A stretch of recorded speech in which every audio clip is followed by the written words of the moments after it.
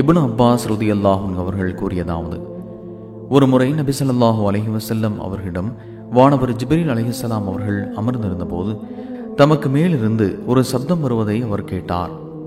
அப்போது வானத்தை அண்ணார்ந்து பார்த்த ஜிப்ரீல் அலைஹிஸ்ஸலாம் அவர்கள், இதோ வானில் இதுவரை திறக்கப்படாத ஒரு கதவு இப்போது திறக்கப்பட்டிருக்கிறது, அதன் சப்தமே இப்போது கேட்டது என்று கூறினார்கள்.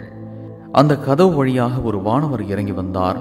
அப்போது ஜிப்ரீல் அலைஹிஸ்ஸலாம் அவர்கள், இதோ இந்த வானவர் இப்போதுதான் பூமிக்கு இறங்கி வருகிறார், இதற்கு முன் எப்போதும் அவர் பூமிக்கு இறங்கியதே இல்லை என்று கூறினார்கள்.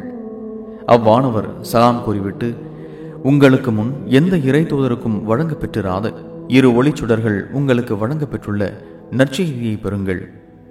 அல் ஃபாத்திஹா அத்தியாயமும் அல் பக்ரா அத்தியாயத்தின் இறுதி வசனங்களுமே அவை.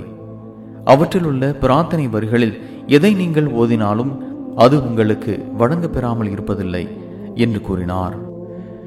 சஹீஹ் முஸ்லிம் 1472.